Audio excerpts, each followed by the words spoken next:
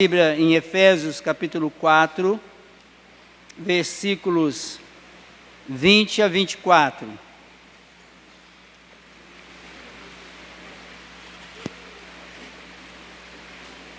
Efésios 4, versículos 20 a 24.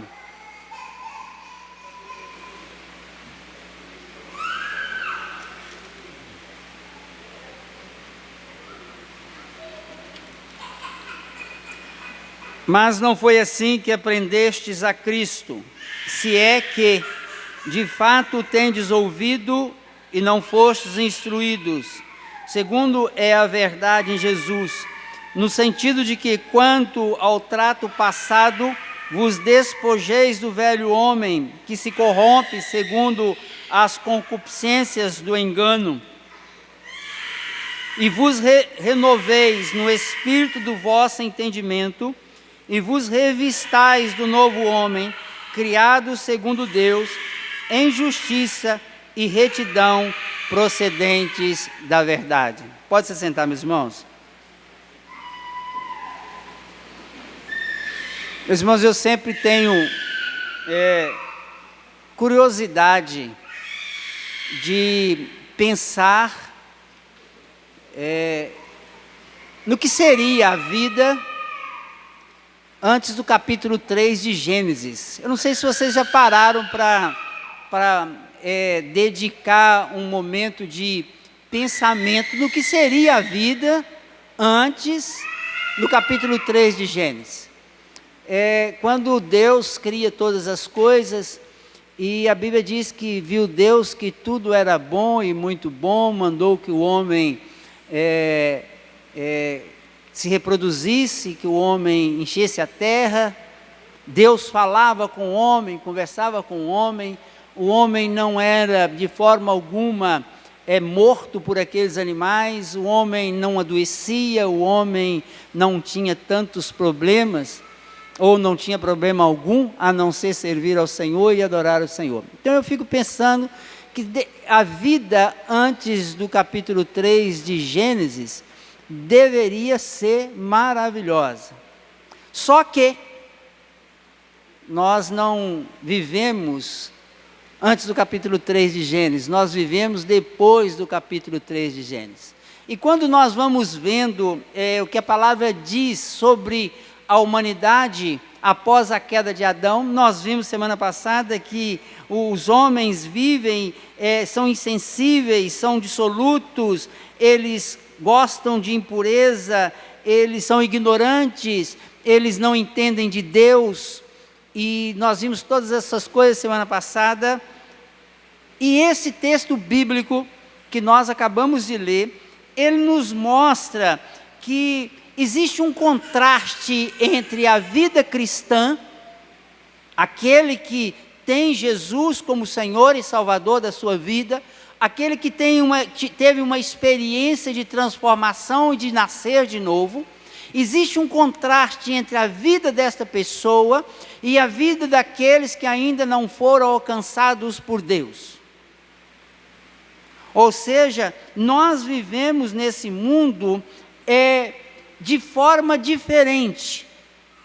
Nós somos um povo, aqueles que foram alcançados pelo Senhor, compõe um grupo de pessoas que vivem diferente daqueles que vivem sem discernir o certo ou errado, sem se preocupar com o seu pecado, sem se incomodar se Deus existe ou deixa de existir, não crê em Deus e vive segundo as concupiscências do seu próprio coração. A vida daqueles que vivem com Cristo é diferente. E esse texto vai nos mostrar isso.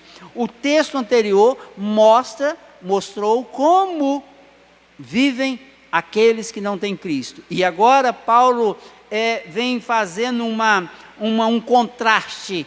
Ele diz, ele começa no versículo 20, mas não foi assim que aprendestes a Cristo. Não foi assim que vocês aprenderam de Cristo. Então esse texto, ele começa exatamente fazendo uma colocação que nós precisamos de tomar cuidado com ela. Ele diz, não foi assim que vocês aprendeste a Cristo.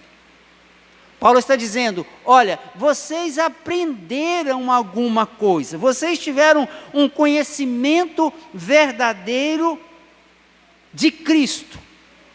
Vocês tiveram um entendimento sobre Cristo. Meus irmãos, esse versículo, ele nos obriga a pensar que crer em Cristo não é um ato sem raciocínio. Ele diz, não foi assim que vocês aprenderam. Ou seja, vocês passaram por um processo de conhecimento, de aprendizado, de raciocínio, vocês entenderam o que Cristo tem para nós. Ele disse, que de fato tendes ouvido, e neles fostes instruído, segundo é a verdade em Jesus. Então você nota o seguinte, que Paulo, ele já começa dizendo que aquele que é cristão, aquele que nasceu de novo, como Jesus diz a Nicodemos, esta pessoa tem conhecimento de Cristo e foi instruído na verdade. Há uma instrução através da palavra, através da verdade, para aqueles que vivem em Cristo Jesus. Aqui nós precisamos de tomar cuidado, porque nós vivemos uma fé, que eu costumo dizer que é uma fé burra. O que é a fé burra? É a fé sem entendimento e sem conhecimento. É aquela fé que a pessoa tem e que ela acha ou acredita que Deus vai falar com ela, Deus vai falar ao coração dela, sem que ela tenha entendimento, ou que Deus não vai usar o seu raciocínio, o seu pensar. Nós temos vivido um período em que isso é muito pregado dentro da igreja, em que você tem que crer porque a pessoa disse, chega perto de você e fala com você assim, Deus me falou. Esses dias eu escutei essa expressão aqui na rua, num comércio, quando uma pessoa disse para outra, Deus me falou, e começou a discorrer o que Deus havia falado. E eu fiquei ouvindo, e fiquei pensando só na introdução, e fiquei pensando, a outra pessoa que está ouvindo não pode falar nada, né? Porque não pode nem ao menos duvidar, porque se foi Deus que falou, você vai falar o quê? Ou seja, você encontra pessoas que têm uma fé, sem um raciocínio, em cima daquilo que aprendeu, na verdade, que é a palavra de Deus. E Paulo, ele já começa dizendo, olha, a vida do cristão, ela tem como base aquilo que ela ouviu, aquilo que fez com que ela fosse instruída segundo a verdade. Então a obra de Deus em nós, através do Espírito Santo, é nos levar a um entendimento claro da palavra inspirada pelo próprio Espírito. Uma vez que você tem entendimento de quem você é, dos propósitos de Deus, em que o Espírito aplica isso no seu coração pela graça de Deus, e você nasce de novo, você passa a ter um relacionamento pessoal com esse seu Senhor Jesus, porque Ele habita no seu coração. Então o princípio, o contraste claro entre a vida cristã e a vida sem Cristo é exatamente o entendimento da verdade, o conhecimento da verdade, uma experiência pessoal e um agir do Espírito no seu coração. Então Paulo está dizendo, olha, aqueles que estão no mundo, aqueles que são gentios, como ele diz nos versículos anteriores, Aqueles que não conhecem a Deus, que estão mortos nos seus delitos e pecados, eles andam segundo as concupiscências do seu coração. Ele usa uma expressão no versículo 19, que eles são insensatos, eles são indissolutos, eles têm dureza do coração, ele diz no versículo 18, eles são ignorantes, ele diz no versículo 18, segundo a ignorância deles.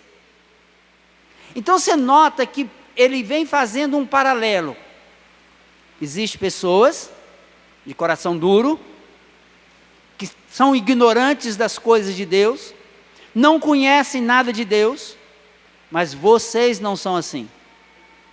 Vocês não são assim. Vocês, ele diz, mas não foi assim que aprendestes a Cristo. Não foi assim que vocês aprenderam. Não foi assim que vocês foram instruídos. Não é assim segundo a verdade em Jesus.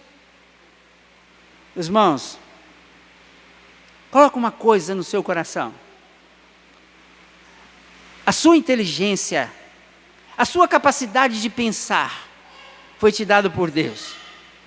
E a transformação da sua mente, do seu coração, foi feita pelo Espírito Santo de Deus quando Ele vem habitar no seu coração. Você não é uma pessoa que vai andar neste mundo e viver neste mundo como se não entendesse nada, como se você não pudesse pensar sobre a sua vida, como se você não pudesse pensar sobre Deus, como se você não pudesse pensar nas coisas de Deus, como se você não pudesse tomar decisões. Não é assim. Não é assim. Você não é um robô, porque você agora tem o Espírito Santo agindo no seu coração. Isso não significa que você é um robô. Ele diz claramente, olha, vocês foram instruídos segundo a verdade em Jesus. E aí, meus irmãos, ele passa a mostrar que essa instrução deve trazer em nós uma decisão clara. Quando ele diz no versículo 22, ele vai dizer, se é que de fato tens, no versículo 21, se é que de fato tens ouvido e nele foste instruído, ou seja, se você ouviu, se você entendeu, se você foi instruído segundo a verdade de Jesus, no sentido de que, ele continua, quanto ao trato passado, ou seja, no sentido de que, quanto à vida que você viveu no seu passado, quanto ao seu relacionamento passado, aquela vida que você tinha, e se você lembrar do capítulo 2, versículo 1, ele diz o quê? Ele vai dizer no capítulo 2, nós andamos, nós estávamos mortos nos nossos delitos e pecados, Ele vos deu vida, ou seja, agora vocês têm nova vida. Ele diz, quanto ao trato passado, vos despojeis do velho homem, que se corrompe segundo as concupiscências do engano, e vos renoveis do espírito do vosso entendimento, e vos revistais do novo homem, criado segundo Deus, em justiça e retidão procedentes da verdade. Irmãos, algumas coisas que o cristão, a vida cristã, ela é um contraste com a vida daqueles que vivem no mundo, é que aqui tem algumas coisas muito claras que nós precisamos de fazer na nossa vida. Ele começa no versículo 22 dizendo assim, vos despojeis do velho homem. Ou seja, o que é despojar? Despojar é você tirar de sobre você. É como se você tivesse chegado em casa, depois deste culto, chegar em casa, agora eu vou tirar a minha roupa, eu vou me despojar da roupa. Eu vou tirar de sobre mim tudo aquilo que é do velho homem. Então o que a palavra de Deus está nos dizendo, é que se você quer ter uma vida cristã neste mundo, em primeiro lugar você tem que se despojar do velho homem. Você tem que tirar de sobre você tudo aquilo que era da sua vida antes de você nascer de novo. Que está relacionado exatamente com os versículos anteriores. Ignorância, desejo do coração, dissolução, avidez para cometerem toda sorte de impureza. Ele relaciona aquilo que o velho homem fazia. e que não deve fazer. Então ele diz: despojeis do velho homem que se corrompe segundo a concupiscências do engano. Ou seja, como velho homem, nós nos corrompíamos pela concupiscência, pelo desejo do engano, o desejo que leva para longe de Deus. Então ele diz: despoje disso, tire isso de sobre você. Aí ele começa no versículo 23, renove. Olha só, é como se Paulo estivesse dizendo para você assim: olha, pega a sua roupa velha, tire ela e jogue fora e renove o seu guarda-roupa. O que Paulo está dizendo? Pega essa roupa velha sua que você usava como velho homem, joga fora e renova o seu guarda-roupa. Paulo não está falando de roupa, Paulo está falando de vida. Só estou dando um exemplo. Ele está dizendo: despoja do velho homem e renova. Agora, preste atenção no que você tem que renovar. Olha o que ele diz: vos renoveis no espírito do vosso entendimento. Nós achamos, meus irmãos, que nós vamos, essa ideia de que Jesus veio morar no nosso coração, que na verdade o Espírito Santo domina sobre nós através das emoções. A Bíblia não diz isso. A Bíblia não diz que você não pode ter emoções, que as nossas emoções foi nos dado por Deus e nós podemos tê-la, mas a Bíblia manda é que você renove o seu entendimento. Se você abrir a sua Bíblia lá em Romanos capítulo 12, versículo 1 e 2, você vai ver de forma clara, quando Paulo diz à igreja de Roma: transformai-vos pela renovação da vossa mente. Vossa mente. Não existe essa ideia de que você agora, por ser uma nova criatura em Cristo Jesus, que você vai andar sem entendimento. A nossa vida não é uma vida para viver sem entendimento. Ele diz: renove o seu entendimento. Renove a sua maneira de entender você mesmo. Renove a sua maneira de entender Deus. Renove a sua maneira de entender o mundo. Renove a sua maneira de você entender a vida neste mundo. Renove a sua maneira de entender os seus prazeres, as suas dificuldades, as suas tristezas. Renove o seu entendimento. Renove o seu entendimento. Despoja do velho homem e renove. Renove o quê? Comece renovando o seu entendimento. Da forma com que você entende a vida, da forma com que você entende o mundo, da forma com que você entende o outro mundo do porvir, da forma que você entende as coisas sérias relacionadas com Deus. Aí ele vai dizer: renove o vosso espírito do vosso entendimento, vos renoveis no espírito do vosso entendimento. E aí que ele vai falar: e faça uma terceira coisa: vos revistais do novo homem, criado segundo Deus em justiça e retidão, procedentes da verdade. Preste atenção aqui. Acompanhe aí. Vos revistais do novo homem. Que homem é esse? Que homem é esse? Ah, eu vou me revestir do novo homem. Que homem é esse? Ele explica: criado segundo Deus. Ele estabelece: esse novo homem agora é criado segundo Deus. Vocês lembram do Senhor Jesus falando a Nicodemos? Nicodemos, se você quiser ver ou entrar no reino dos céus, é necessário você nascer de novo.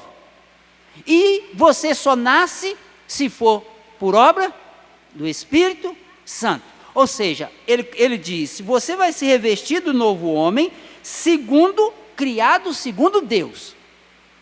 É você que cria o novo homem em você? Não. Não adianta você querer ser um novo homem. Não adianta você querer ser uma pessoa de um padrão bíblico. Você só será novo homem se você for criado, Deus criar esse homem no seu coração. E ele continua, em justiça e retidão procedentes da verdade. Ou seja, o novo homem, ele vive uma vida de justiça, ele vive uma vida de retidão procedentes da verdade. Qual verdade? A palavra de Deus. Procedentes do próprio Deus. Procedentes de Cristo. O que o Senhor Jesus Cristo disse? Eu sou o caminho. Quem é que sabe? Todo mundo sabe de cor, né? Eu sou o caminho, a verdade e a vida. Então, a sua maneira de viver procede da maneira de viver de Cristo. Cristo é a verdade. Ou seja, você vai se revestir do novo homem. Irmãos, algumas coisas nós temos que aplicar aqui na nossa vida com relação a esse texto. Uma delas é que, sem Cristo, é impossível de você chegar próximo de Deus, e é impossível você ser capaz de se tornar a imagem de Cristo e viver uma vida cristã. Sem Cristo, ninguém consegue viver uma vida cristã.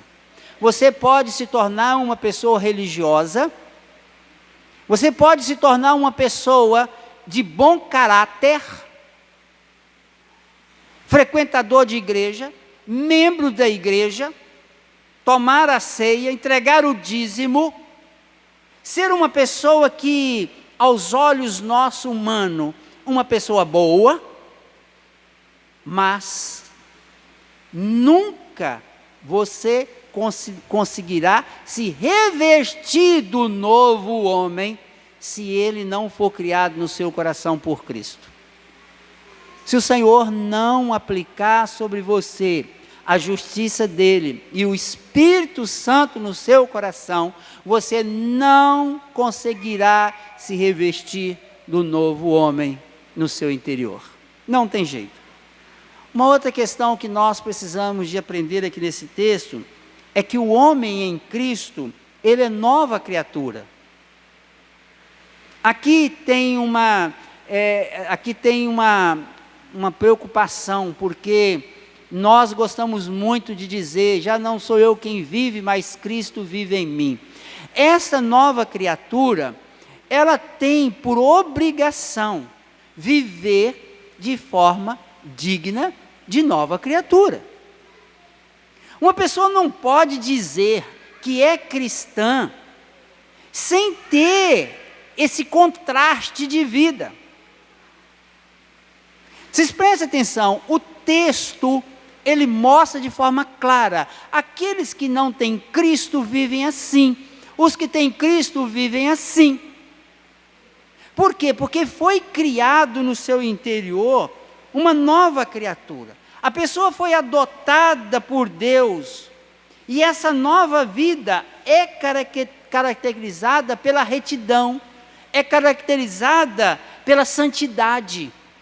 Por quê? Porque Deus é santo.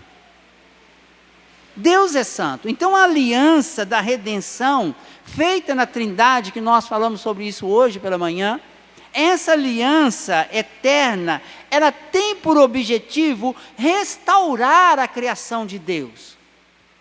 Ela tem por objetivo restaurar um povo para Deus. E Deus é santo.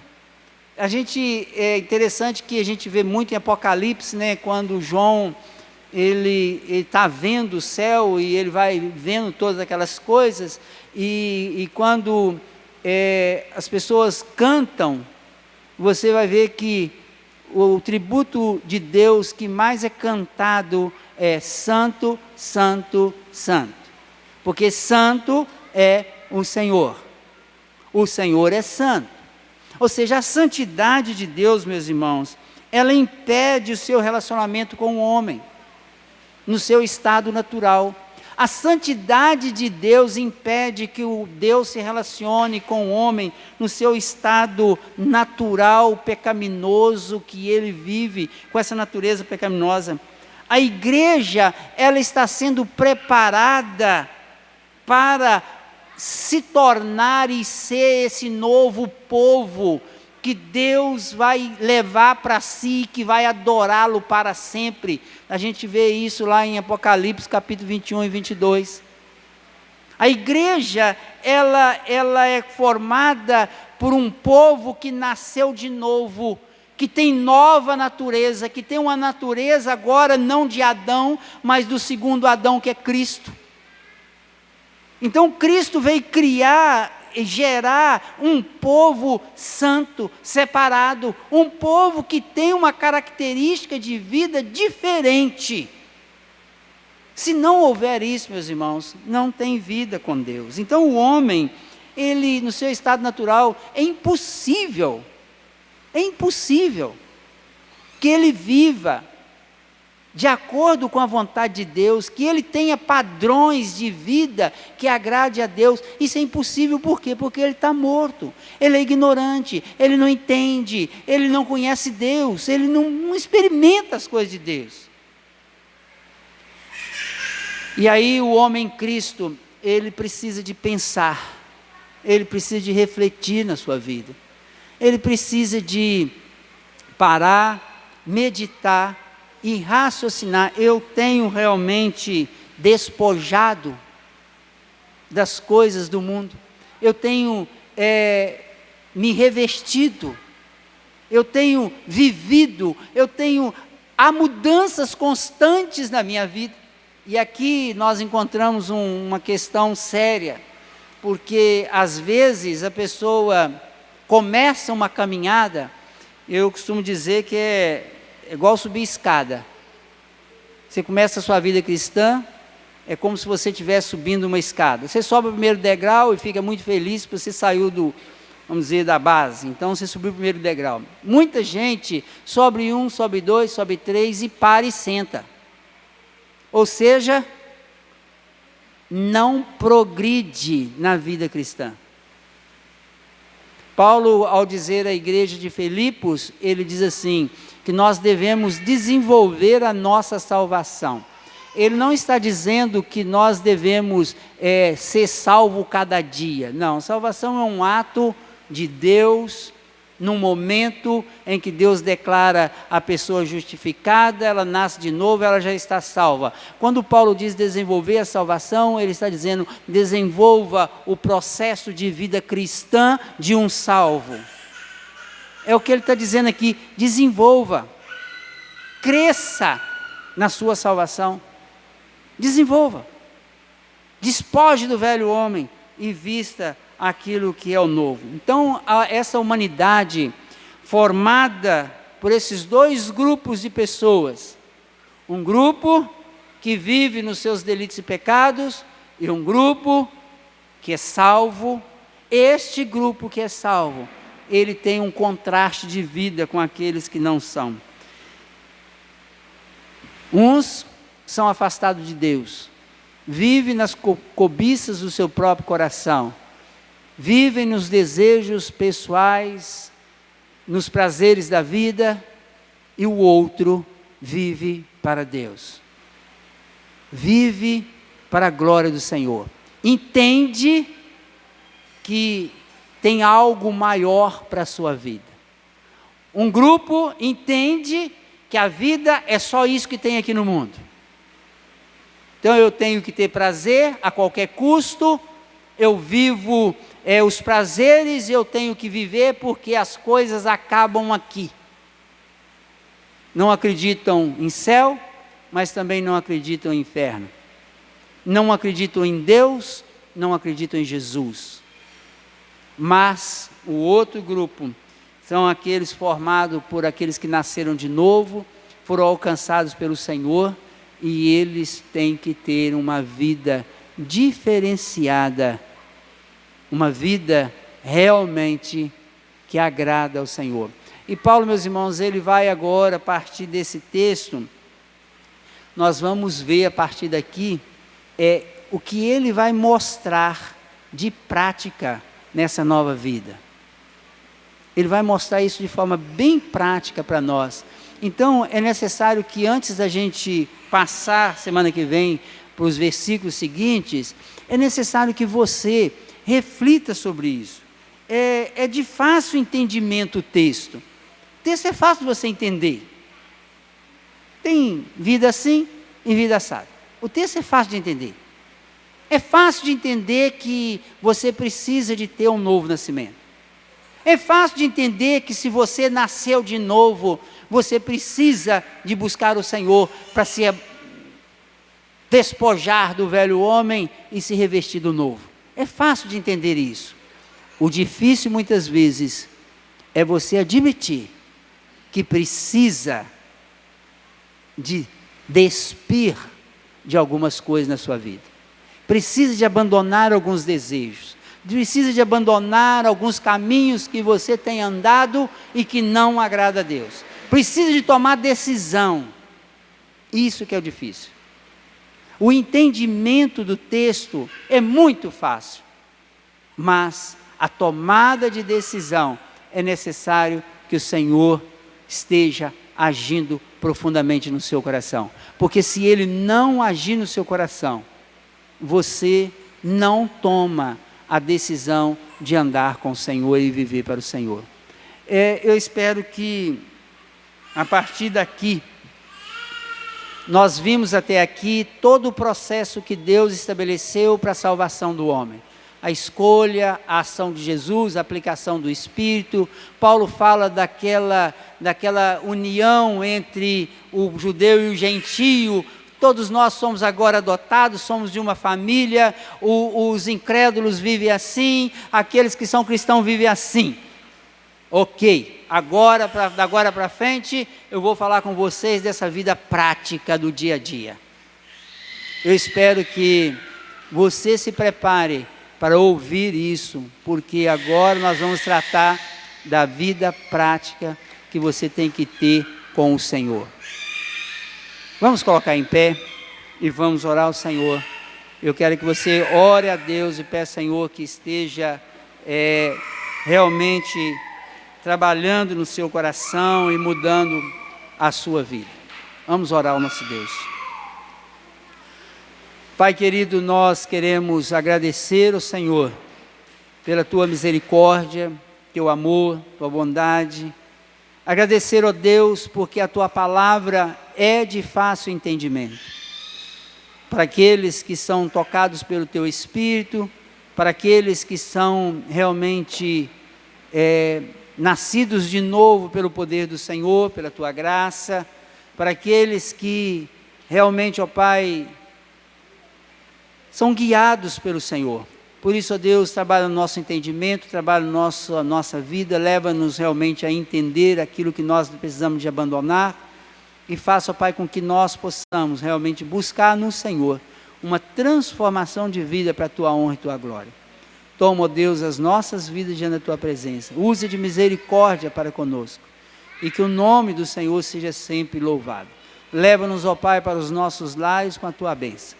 Que a graça do nosso Senhor e Salvador Jesus, que morreu na cruz do Calvário por nós, o amor do nosso Deus e Pai, que nos escolheu antes da fundação do mundo, a direção e unção do Espírito esteja sobre cada um de vós e sobre todo o povo de Deus espalhado sobre a terra, hoje e para todo sempre.